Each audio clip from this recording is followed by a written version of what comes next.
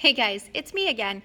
I have a couple pages left to read from this section, and actually it's a good time to break because the last question on your worksheet asks about how Mr. Borgin acts at the beginning of the meeting with Mr. Malfoy and then how his attitude changes at the end. So listen and see what his voice and his actions are saying about how he really feels about Mr. Malfoy, and then we can take that information and infer how other wizards feel about Mr. Malfoy. Okay, so the top of page 51, please. A stooping man had appeared from behind the counter, smoothing his greasy hair back from his face. "Mr. Malfoy, what a pleasure to see you again," said Mr. Borgin in a voice as oily as his hair. "Delighted. And young Master Malfoy, too, charmed. How may I be of assistance? I must show you just in today and very reasonably priced. I'm not buying today, Mr. Borgin, but selling," said Mr. Malfoy. "Selling?" The smile faded slightly from Mr. Borgin's face.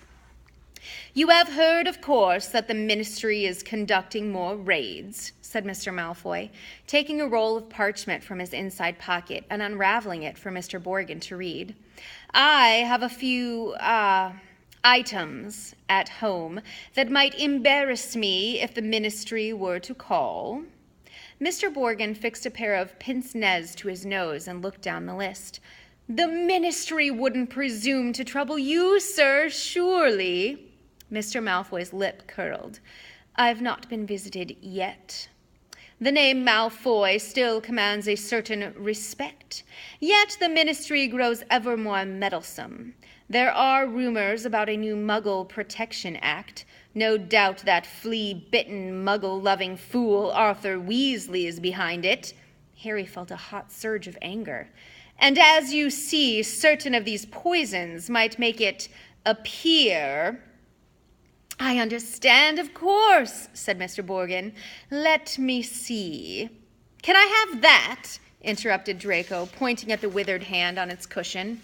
"Ah, the Hand of Glory," said Mr. Borgin, abandoning Mr. Malfoy's list and scurrying over to Draco. "Insert a candle and it gives light only to the beholder. Best friend of thieves and plunderers. Your son has fine taste, sir." "I hope my son will amount to more than a thief or a plunderer, Borgin," said Mr. Malfoy coldly. And Mr. Borgin said quickly, "No offense, sir, no offense meant." "Though if his grades don't pick up," said Mr. Malfoy more coldly still, "that may indeed be all he is fit for." "It's not my fault," retorted Draco. "The teachers all have favorites, that Hermione Granger. I would have thought you'd be ashamed that a girl of no wizard family beat you in every exam," snapped Mr. Malfoy. "Ha!" said Harry under his breath, pleased to see Draco looking both abashed and angry. "It's the same all over," said Mr. Borgin in his oily voice. "Wizard blood is counting for less everywhere." "Not with me," said Mr. Malfoy, his long nostrils flaring. "No, sir, nor with me, sir," said Mr. Borgin with a deep bow. "In that case, perhaps we can return to my list," said Mr. Malfoy shortly. "I am in something of a hurry, Borgin. I have important business elsewhere today." They started to haggle. Harry watched nervously as Draco drew nearer and nearer to his hiding place, examining the objects for sale. Draco paused to examine a long coil of hangman's rope and to read, smirking, the card propped on a magnificent necklace of opals. "Caution, do not touch. Cursed. Has claimed the lives of 19 Muggle owners to date." Draco turned away and saw the cabinet right in front of him. He walked forward. He stretched out his hand for the handle.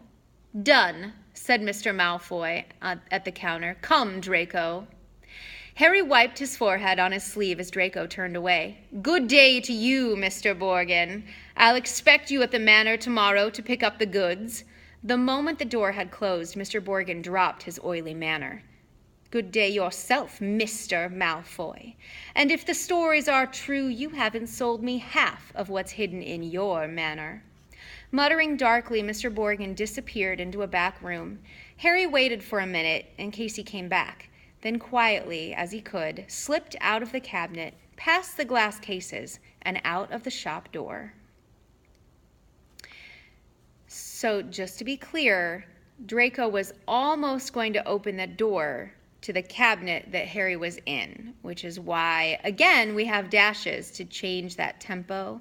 So if you want to keep looking at dashes, you could look at the top of 53 too and think about how those dashes affect the way we read it and what we're doing and picturing in our head. Okay? Thanks, guys. We'll be back for the next 9 pages tomorrow. Have a great night.